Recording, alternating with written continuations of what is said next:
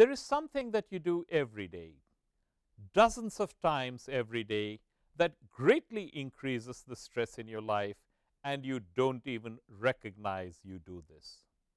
This is the habit you have of labeling everything that happens to you as good or bad. You do this instinctively and immediately. You go to the coffee machine and someone has taken the last cup, leaving only the dregs. If you want coffee, you will have to clean it out and brew a fresh pot. This is bad. Your spouse calls to say that your in-laws will be coming for dinner on Friday and may stay the weekend. This is a bad thing. In fact, a super bad thing.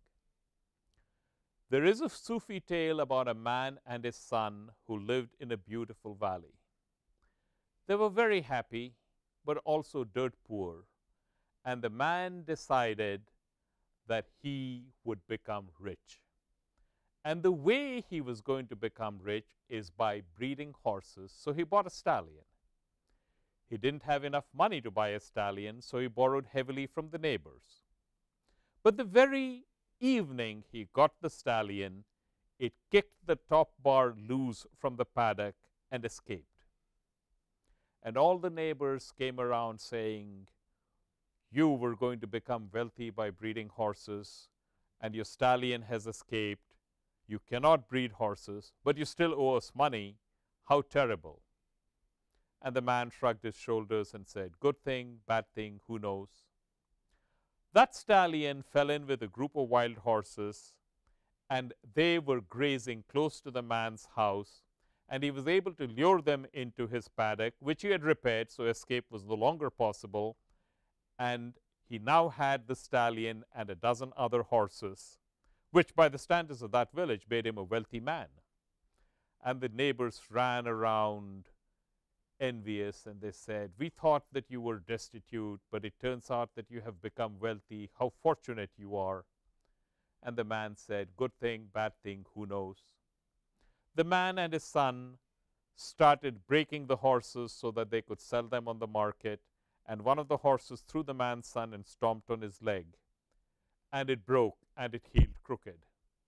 And all the neighbors came around commiserating. He was such a fine lad, and now he will never be able to find a girl to marry him because his leg is crooked. And the man said, "Good thing, bad thing, who knows?" And the very next summer, the king of the country declared war on a neighbor, and press gangs moved through the villages, rounding up able-bodied men to serve in the army. But this man's son was spared because of his leg. And the neighbors came around with tears in their eyes, saying, "We don't know if we will ever see our sons again. You still have your son with you. How fortunate you are." And he said, "Good thing, bad thing, who knows?" And it carries on like that forever. Recognize that suffering does not begin when something happens to you. Suffering begins when you label it a bad thing.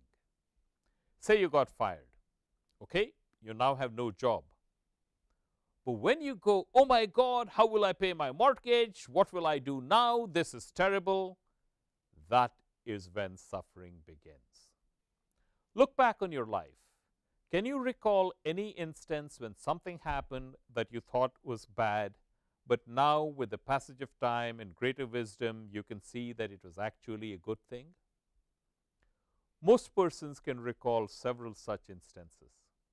So if something happened to you in the past that you thought was bad, but it actually turned out to be good, is it possible? Is it just barely possible that what you are about to classify as bad today may turn out to be good sometime in the future?